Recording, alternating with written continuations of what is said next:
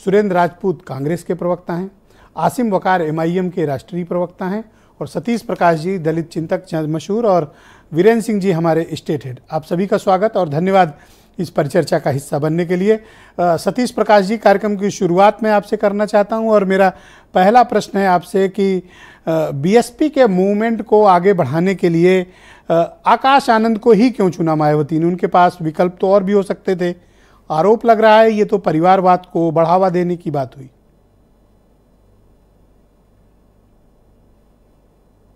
सतीश जी, विरासत जी, आप मुझे सुन पा रहे हैं? जी, मैंने आपको प्लीज गो अहेड। नहीं, देखिए ब्रजेश जी, मेरा कुछ मानना थोड़ा इतर है। इसको परिवारवाद से जोड़ना या विरासत से जोड़ना या उत्तराधिकार से जोड़ना, इससे थोड़ा सा हमको अलग हटके सोचना चाहिए। आकाश आनंद भी एक युवा है और बहुजन समाज पार्टी में पिछले 4-5 साल से वो काम कर रहे हैं। तो ऐसी स्थिति में चूंकि वो बहन जी के परिवार से आते हैं तो ये कोई राइट नहीं है कि उनको राजनीति में आगे बढ़ने का मौका। मेरी आवाज इको हो रही है सर? हाँ, मैं सुन रहा हूं, आप बोलते रहे, मैं ठीक कराता हूं। जी, नहीं, मेरा कहना यह है, देखिए इसको, क्योंकि देखिए पीसी में अगर आप देखेंगे, अगर बहन जी ने जो पीसी की है उसमें कहीं भी उत्तराधिकार जैसी बातें, जैसे शब्दों का प्रयोग नहीं किया गया है। और उन्होंने ट्विटर हैंडल पे जो प्रेस विज्ञप्ति जारी करी है उसमें कहीं भी उत्तराधिकार जैसे शब्दों का प्रयोग नहीं है और उन्होंने जिम्मेदारी दी है। और ये आकाश आनंद जी, देखो 2-3 चीजें आप ध्यान रखेंगे।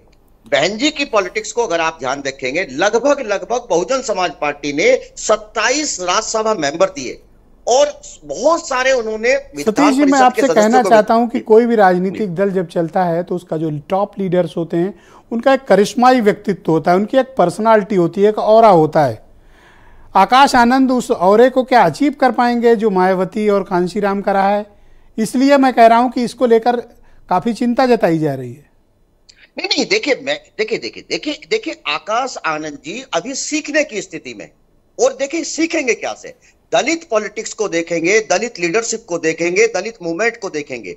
दलित मूवमेंट में नेता विरासत से नहीं बनता या उत्तराधिकार से नहीं बनता। दलितों के जो भाई साहब, उन्होंने तो अभी उत्तराधिकारी घोषित कर दिया ना। सर, दलित मूवमेंट में जो लीडर्स पैदा होते हैं या दलित पॉलिटिक्स में जो लीडर्स पैदा होते हैं वो सड़क के रास्ते से पैदा होते हैं।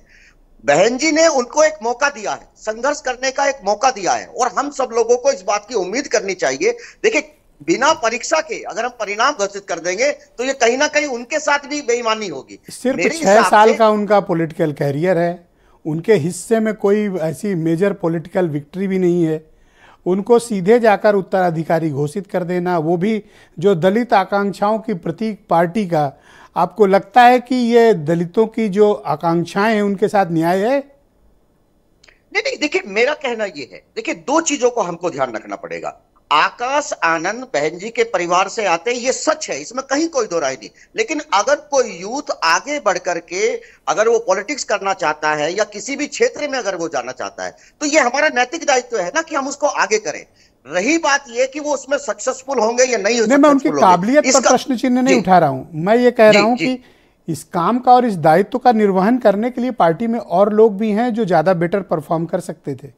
नहीं, देखो बाकी लोगों को जिम्मेदारी दी है। मैं यही तो कह रहा हूं कि अगर बहन जी के ऊपर ये आरोप लगा देना या उनसे ये बात कहना, 27 राज्यसभा मेंबर बहुजन समाज पार्टी ने दिए हैं और ऐसे लोगों को राज्यसभा मेंबर बनाया कि जो लोग सोच भी नहीं सकते थे। पिछली बार आप देखेंगे रामजी गौतम है, वो पिछले काफी समय से जो है बहुजन समाज पार्टी से जुड़े रहे और अंतिम स्थिति में जाकर के बहन जी ने उनको राज्यसभा मेंबर बनाया। और मैंने तो डिबेट के ओपनिंग में ही कहा कि अभी ज्यादा वक्त नहीं हुआ है, 226 MLA के साथ मायावती सरकार में थी। मैं तो खुद इस बात को बोला हूं। ऑल राइट सर, इस चर्चा को आगे बढ़ाते हैं। डॉक्टर लालजी प्रसाद निर्मल हमारे साथ मौजूद हैं। डॉक्टर